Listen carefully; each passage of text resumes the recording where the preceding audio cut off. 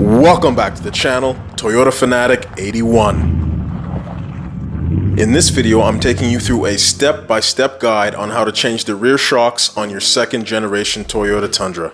I'm also doing a review of the Rough Country V2 rear shocks that I installed. I couldn't find any well-made, easy-to-follow installation videos on these particular shocks, so I had to make one myself. Even though I picked the V2 rear shocks for my truck, you can use this video to help you install any brand of shock. The job's going to be the same either way. Here's a list of the tools you'll need to get this job done. You can pause the video here and take a look. Do you have all of these, or do you need to go out and rent or buy some of them? You can check out the entire tool and supply list in the video description. For this particular job, the back end of the truck has to be up off the ground, so you'll need a floor jack to get it up, and you'll need jack stands to keep it in place. You'll need to put wheel chocks at the front of the vehicle so it doesn't get away from you when you jack up the back end. While the truck is still on the ground, use a breaker bar to loosen all of the lug nuts on the back wheels. Check out my tire rotation video if you want to see these steps in detail. The rear differential is usually the best spot to use to elevate the back end of the truck. Place the cup of the floor jack squarely beneath the differential and then raise the truck. Place the jack stands under each side of the axle and make sure they're straight on. They shouldn't be crooked or too far forward or too far backward. Now you can slowly lower the truck onto the jack stands. Personally, I like to use an impact wrench to take off the lugs. It just makes the job quicker. If you don't have an impact, don't worry about it. You can still use a ratchet. It just takes a bit longer. Some people say you should leave the wheels on when you're doing this job in order to save time. I disagree.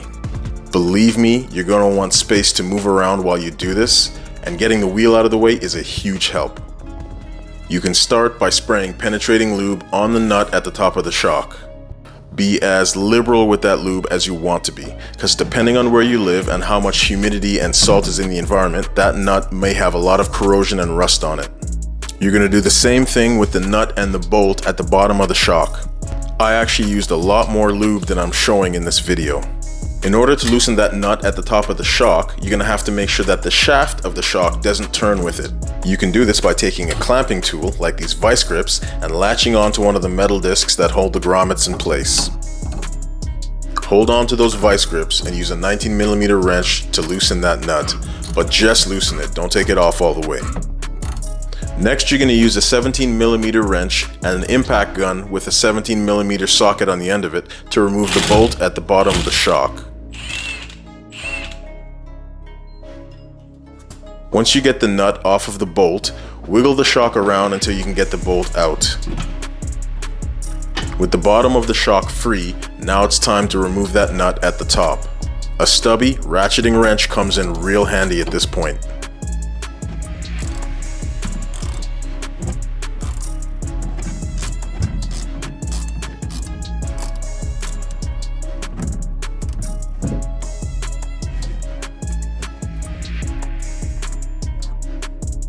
Now you can use a rubber mallet to tap the shock and slowly pull it out.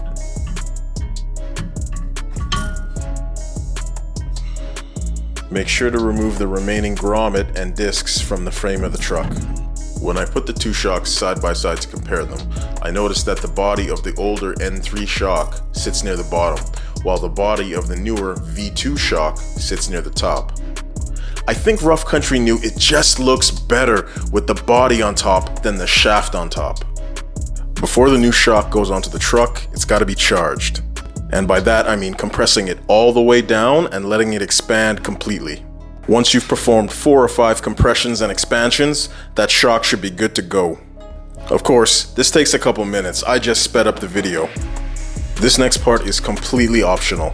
I'm throwing a boot on the shock, but this is not essential for the installation of the shock or the performance of the shock.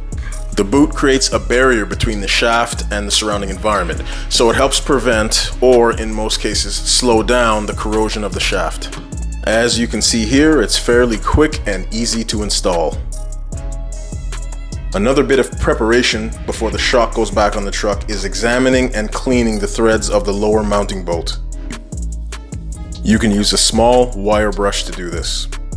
Next, you can lubricate the threads of that bolt by using an anti-seize compound. In this case, I'm using copper coat. I know mechanics that apply gobs and gobs of this stuff to the bolt, but you don't really need that much. Just apply a moderate amount and spread it around the threads. The point of the lubricant is to prevent oxidation of the threads of the bolt and the nut, and this makes it easier to remove them the next time you have to do this job. Of course, the same thing applies to the threads and the nut at the top of the shock.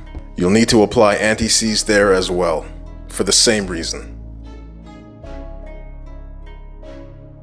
You can use the old shock as an example of how to set up the metal discs and the grommets on the new shock. Slip on the first disc, followed by the smaller rubber grommet. The middle disc is kind of like a cup, and it fits into the smaller grommet. When you go to install the thicker rubber grommet, make sure that small neck is facing downward toward the cup. Place the last disc on top of the larger grommet, and then finish it off with the nut. This is exactly how you're going to install it on the truck frame. Now, full disclosure, I couldn't get the cup from the original N3 shock off of the frame. It was stuck in there good. Since it was roughly the same size and shape as the new cup, I decided to reuse it. I just cleaned it up a bit first. Place the first disc and the smaller rubber grommet on the shock, and then slip it into the hole in the frame.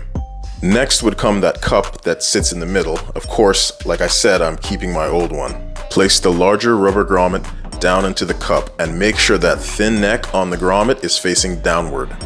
Then you have the last disc, followed by the nut. Thread that nut on part of the way, just enough to keep the shock from falling out of the frame. Now it's time to get the bottom of the shock into its lower mount on the frame. Since the truck is sitting on the jack stands and the floor jack is free, you may as well use it to raise up the bottom end of the shock. You can do this part on your own, but it really does help to have a second person there with you.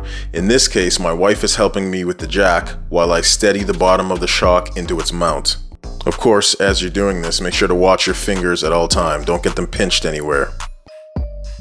When you've got the bottom of the shock in line with the mount on the frame, grab the shaft and push it into place. Then you can get the floor jack down and out of the way. It helps to use a small pry bar or heel bar to line up the hole in the bottom of the shock to the hole in the frame. You'll have to make adjustments with that pry bar in order to line the holes up well enough to get that lower mounting bolt in. Keep messing around with it until you get it. It's not like you have a choice. Once you've got that lower mounting bolt in place, take a rubber mallet and give it a few bops until the head of the bolt is touching the frame and the threads are exposed on the other side. And of course, thread the nut onto the bolt. Now it's time to torque that bottom nut to 66 foot-pounds. In speaking to a number of heavy-duty and automotive mechanics, I came to the conclusion that I'm going to keep the torque spec the same. Normally, lubricated torque is 10 to 20% less than dry torque, but I'm not messing with that. I know I'm going to get flack from some of you in the comments, but I am not messing with the torque spec. Once you've torqued that nut, don't forget to check it once more before you move on. Now move back to the top so you can thread on and torque that top nut. Once again, a stubby ratcheting wrench can make this part easier. Now of course you don't need it. You can use a regular length wrench that doesn't ratchet, but this will make the job quicker. Now, the torque spec for the top of the shock is supposed to be about 20 foot-pounds, but there's no way you're getting a torque wrench in there. So just snug it up, make it hand tight. You should see a few exposed threads when you're done. And that's how you install your rear shocks. As you've just seen, it's not too difficult. As you've probably already guessed, the job is exactly the same on the other side. The only thing different about the second side is that you should get through it a lot faster. You've already made mistakes and figured things out on the first side, so the second side should be much easier. At least that's been my experience with the majority of the mods I've done to this truck. Now it's time to get the wheel back on the truck, and this is essentially the reverse of what you did to take it off. First, get the wheel back onto the studs. You can use a ratchet or an impact wrench to snug up the lugs. The impact wrench makes it so much faster. Next, grab your floor jack and place it squarely underneath the rear differential. Jack the truck up just high enough to get those jack stands out, and then slowly lower the truck to the ground. Do not try to torque the lugs with your impact wrench. I don't care if your buddy does it that way. Torque it the right way. with a torque wrench. This will prevent you from warping your rotors over time with uneven torque. Also, don't go around in a circle when you're torquing your lugs. Use a star pattern and always cross over to the other side. That way you'll know you're torquing your lugs evenly. And of course, check the torque on each lug before you move on. Don't forget to remove the wheel chocks from underneath the front tires. I forget to do that half the time. And those are all the steps involved in changing out your rear shocks. Now, I know jobs like this that have a lot of steps can seem intimidating for people, but each individual step by itself is not that hard. And if I can learn to do this, having never done it before, I know you can. If you haven't done this job before, take the time to watch this video 2 times, maybe 3 times at the very most, and that'll be good enough, because by that point, it'll all come together in your head, and it'll make sense. And you can even watch this video as you're doing the installation in real time. I gotta tell you, this has been one of the most enjoyable modifications I've made to this truck. And now for a review of these shocks. Like I said at the beginning of the video, I couldn't find a decent how-to video on these Rough Country V2 rear shocks, and I was a little bit disappointed. So the ones I saw, some guys had already installed them on the truck, and then they were just showing you that they're on the truck. And for the other guys that tried to do a step-by-step guide, they'd either miss steps or the videos lacked so much detail there was no point in trying to follow them. So I knew I was gonna have to make my own. So if you're using this video to install your own shocks, and they don't have to be V2 shocks, they can be any brand of shock, I truly, honestly hope that this video has been helpful for you, because that is exactly why I made it. Now, the reason I chose to change out the rear shocks in the first place is that the one on the driver's side was just starting to leak. And in general, with suspension or steering components, if you change one side, you gotta change the other. There's no buying one tie rod end, or one shock, or one tire on its own. You do both sides. And as with any modification, the first side takes longer. The nuts at the top and the bottom of the shocks were corroded pretty badly. I used a ton of penetrating lubricant. Removing the old shock and installing the new shock on the first side gave me a chance to mess around and make mistakes and learn. By the time I got to installing the new one on the other side, it took half the time. Overall, I'd say it's fairly easy to install these shocks. You just need the right tools, the right supplies, and it doesn't hurt to have an easy to follow step-by-step guide on how to install them. Kinda like this video. Now, in terms of the shocks themselves, I'm super impressed with these, and I noticed the difference instantly. Now, when I had the N3 shocks installed with the lift, I noticed that they were better than the stock rear shocks. And now these ones, my V2s, are far better than both. I'm super happy with these. On-road or off-road, I can definitely feel a difference with these shocks. They dampen so much better than the N3s, and far better, far superior to the stock shocks. If you're in an entry-level position in terms of your modifications, I'd say these are an excellent start. I would recommend these shocks, absolutely. And that is it for my review. I hope you found this video useful, both the installation and the review. I know the review is small, but like I said, these are great shocks. They perform far better than the N3s, and they are way better than the stock shocks. I will catch you on the next do-it-yourself or modification video.